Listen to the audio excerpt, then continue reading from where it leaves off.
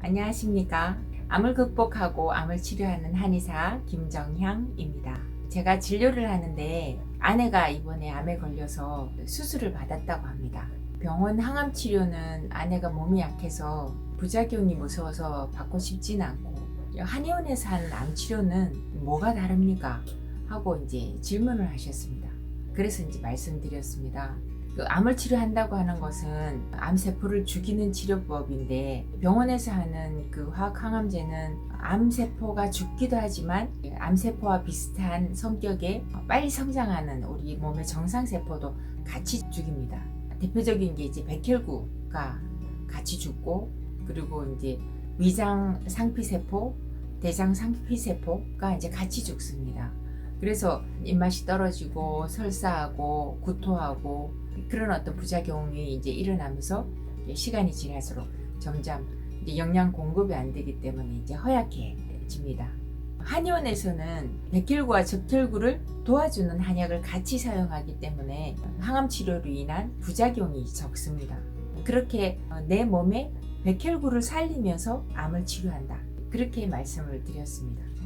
그러면 그 항암 치료하면서 한약을 먹어도 됩니까? 병원에서는 간이 나빠진다고 한약을 먹지 말라고 하는데요. 암 환자한테 한약을 이렇게 처방을 해가지고 회복된 사례가 있습니까? 그렇게 질문하셨어요. 네, 있습니다. 그러니까 항암 치료하면서 한약을 먹어도 됩니다. 그렇게 말씀드렸어요. 일본에서는 21년 전부터 모든 의과대학에서 의무적으로 이렇게 한방 교육을 실시해 오고 있습니다. 그로 인해서 젊은 의사들은 한약에 대한 거부감이 거의 없습니다. 현재 30만 그 의사들 중에 약 83%가 한약 처방을 한다는 통계가 있습니다. 일본 그 전국 암치료병원 124곳의 이제 의사를 대상으로 그 설문조사를 하였습니다. 그들 중에 73%가 암치료 목적으로 한약을 처방한 경험이 있다고 하였습니다. 병원 의사가 암치료 목적으로 한약을 처방한 경험이 73%다는 것입니다. 그들의 치료 경험을 통한 이제 논문을 통해서 볼 때 항암제가 유발하는 백혈구, 호중구 감소증에 이제 도움을 주는 한약들이 있습니다. 보중육기탕이랑 인삼양념탕 같은 그 한약이 이제 그것인데, 이 한약들을 복용하면 항암 화학요법에 따른 골수 억제 예방 효과가 있다는 것이 이제 논문으로 증명이 되었습니다. 이 골수에서 이제 백혈구, 적혈구가 생성이 됩니다. 골수 억제는 백혈구를 억제하는 일이고, 골수 억제를 예방하는 일은 백혈구, 호중구가 떨어지는 것을 예방하는 일이라는 것입니다. 백혈구 수치가 떨어지면 왜 위험할까요? 백혈구가 하는 일이 우리 몸으로 들어온 이제 세균이나 바이러스를 죽이는 일을 합니다. 그래서 이제 백혈구 수치가 적어지면 가변 감기도 이제 폐렴으로 발전을 하면서 사망하는 위험이 있습니다. 그리고 또 이제 항암 치료 중에 백혈구가 떨어지면 안 되는 이유가 있습니다. 화학 항암제는 6개월이나 2년이 지나면 더 이상 그 항암제를 쓸 수가 없습니다. 왜냐하면 암세포가 살아남기 위해서 변이를 일으켜서, 그러니까 처음 약이 효과가 없어지는 그 시기가 6개월에서 2년이기 때문입니다. 그 약이 더 이상 암치료 효과가 없게 되는 겁니다. 이 6개월이나 2년 후에 내 몸을 지키는 백혈구가 없으면 우리는 이 변이암에게 이제 질 수밖에 없습니다. 그럼 백혈구는 이 변이암을 잡을 수 있을까요? 있습니다. 다행히도. 우리의 백혈구는 너무 지혜롭기 때문에 어떤 형태의 돌연 변이를 일으키더라도 정상세포와 다른 것을 금방 인식을 하고, 그렇게 해서 그놈을 죽여버리는 힘을 가지고 있습니다. 제 유튜브 이제 1편에서 암의 자연 치유 방법 3가지를 말을 하면서 그 3번째 방법으로 아포토시스를 말씀드렸습니다.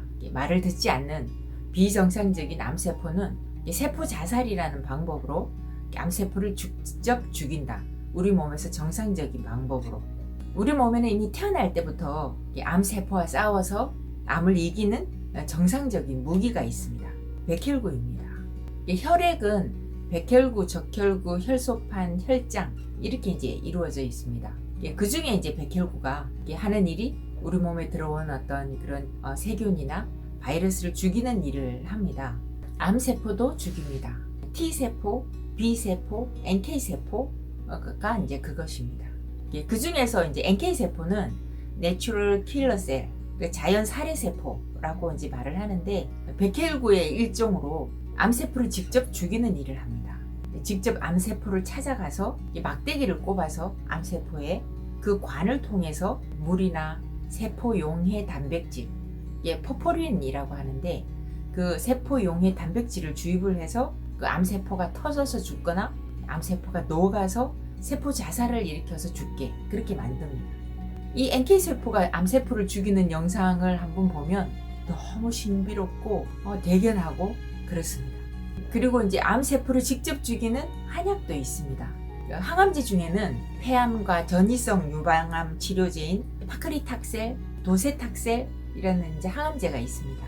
지금도 이제 많이 사용되고 있는데, 이 파크리탁셀, 도세탁셀이라는 항암제는 주목나무 잎에서 추출한 식물성 항암제입니다. 이처럼 생약 중에서 항암 효과가 있는 약제에 대한 연구가 지속적으로 진행 중에 있습니다. 동의보감에서는 혈괴, 옹저, 옹종, 어혈 이런 것을 치료한 약에서 찾아볼 수 있겠습니다. 또한 암 환자의 질을 높여야 하는 면도 있습니다. 항암 치료가 너무 힘들지 않게 끝까지 이제 항암 치료를 받을 수 있게 돕는 한약이 많이 있습니다. 메스껍고 어지럽고 설사하고 잠 못 자고 하는 그런 증상을 완화하는 한약들을 많기 때문에 병원에 항암 표준 치료를 끝까지 온전하게 받을 수 있도록 도울 수 있습니다. 이를 증명하는 논문도 많이 있습니다. 지금까지 내용을 요약을 해보면, 항암 치료 중에 백혈구 수치가 떨어지면 그것을 올리는 한약이 있다는 것입니다. 이것은 일본에서 논문으로 증명이 된 내용이기 때문에 안심하고 한약을 사용해도 된다는 말입니다. 백혈구 수치가 떨어지면 가변 감기도 폐렴으로 발전해서 이제 사망을 하기도 하고, 무엇보다 이제 항암제 치료 효과가 6개월에서 최대 2년이 지나면 내성이 생겨서 새로운 변이암이 생기는데, 이때 이제 처음 항암제는 효과가 없게 된다는 것입니다. 여기서 변이암 세포와 싸우는 백혈구가 있어야, 내 몸에 있어야 암을 이길 수 있다는 말입니다. 이 백혈구를 돕는 방법에는 백혈구를 생성하는 골수를 튼튼히 하는 방법이 있고, 이 골수에 양분을 공급하는 것이 이제 적혈구이기 때문에 적혈구를 잘 보살피는 것도 필요합니다. 백혈구가 자기 기능을 잘 발휘할 수 있도록 주변의 독소들을 제거하는 것도 중요합니다. 그래서 해독작용이 필요합니다.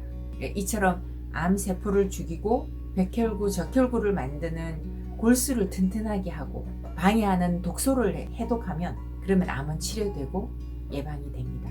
체력이 약해서 항암 수술 후에 항암제 치료가 이제 두려우시거나, 그 항암제 이제 치료를 받으면서 부작용으로 인해서 항암 치료를 중단하신 그런 분들은 끝까지 용기를 잃지 마시기 바랍니다. 암 치료는 백혈구가 답입니다. 제 영상이 도움이 되셨다면 좋아요, 구독 눌러주시면 큰 힘이 됩니다. 다음 달 첫째 토요일에 뵙겠습니다. 감사합니다.